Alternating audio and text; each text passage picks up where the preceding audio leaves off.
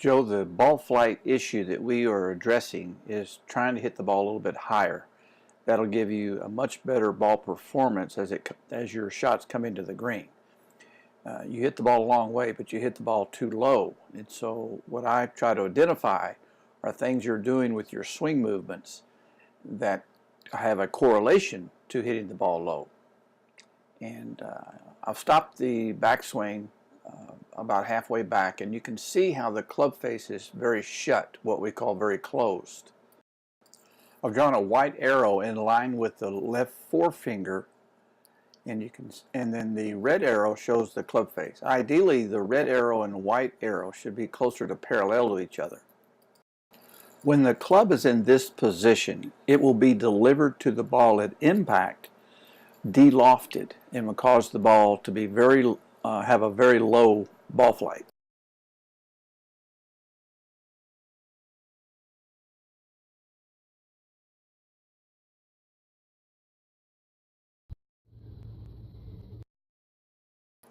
Now, the reason for the incorrect geometry at impact is because of the incorrect geometry at the setup, your grip. The white arrow shows the left forefinger underneath the shaft instead of being in line and parallel to the shaft. We want the left hand to be in the same plane as the face of the club, so that when you deliver your left hand into that square position, you're also delivering the club face in the same square position that you started with. But because your left hand doesn't start in a square position, when it turns over in the downswing to square up the palm, it de-lofts the club face and causes the ball to come off several degrees lower than that club was intended to be. So your 9-iron basically is like a 7-iron, and your 7-iron is like a 5-iron, and so on. One more time. Actually, I like that. That little adjustment feels comfortable to me. I like that a lot right there. So the only thing that we really adjusted in our lesson was your grip of your left hand. You can see on the left the adjustment that I made to get more square to the ball compared to what you started with. Much better. And after we made this adjustment, we immediately saw you hit the ball higher. Now, it'll take a little bit of time to get the rest of your swing pieces to fit this new grip, but that's where the practice comes in. With your old grip of the left hand, your left hand had to almost delay the release because it would duck hook the ball if it rotated too quickly.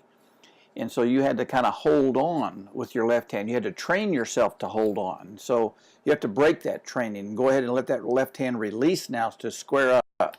For the next 30 days, you can certainly play golf on the course, but you need to do it with a different mindset, different frame of mind. And you have to look at the next 30 days as a way of owning this new left hand.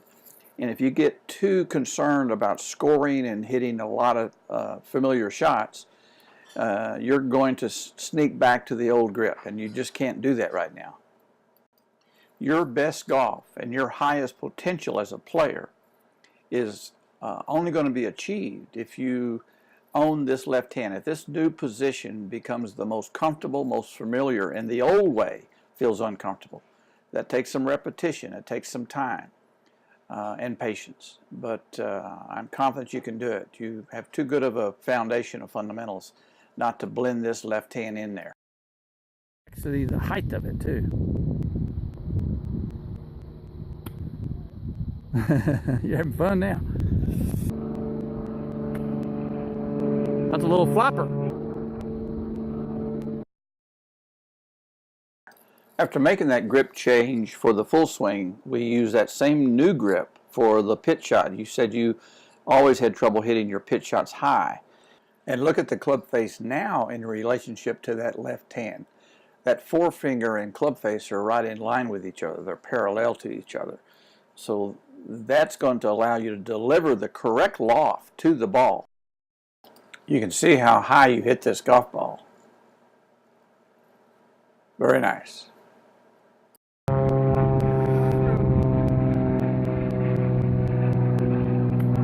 Very nice. This one went so high it went above the view of the camera.